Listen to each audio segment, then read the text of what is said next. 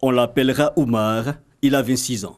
Il a rencontré la cigarette à l'âge de 13 ans, pour faire comme ses camarades. Le fait de vouloir être comme la plupart des jeunes de mon âge qui fumaient, donc c'est effet de mode. Et puis il y a aussi le fait que l'odeur me plaisait. Bien sûr que ça venait des autres, ça me plaisait.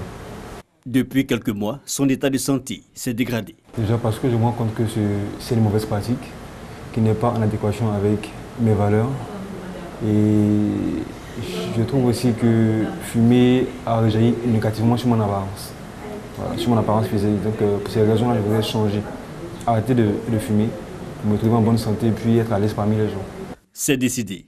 Oumar rompt avec le tabac. Ce matin, il a rendez-vous au centre de sévrage anti-tabac situé dans l'enceinte du CHU de Cocody. Est-ce que vous connaissez les conséquences liées au tabac?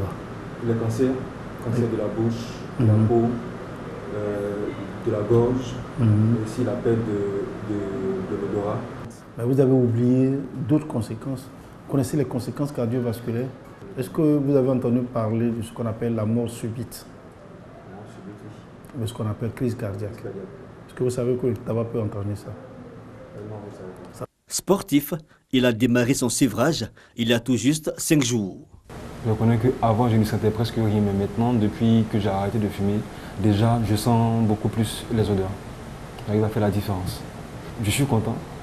Dans ce centre, le traitement est gratuit. Pour bénéficier d'une prise en charge, il faut prendre un rendez-vous, se rendre au centre, remplir un dossier et le médecin vous reçoit. La prise en charge dure au moins 3 mois.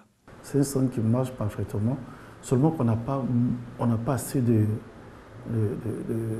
personnes qui fréquentent, de fumeurs qui fréquentent le centre. Sinon, ça marche. Ce que nous avons commencé, au début, on était un peu, peut-être à 25% des sévrés, mais je pense qu'on est monté avec le temps, on est monté aux alentours de 50 à 60% de sévrés. Moussa était un patient qui avait une addiction à la cigarette. Il est aujourd'hui sévré après une prise en charge de 3 mois dans ce centre. L'entretien, c'était le 7 février et il m'a demandé quand est-ce que j'étais prêt. Je l'ai dit le lendemain à mon réveil.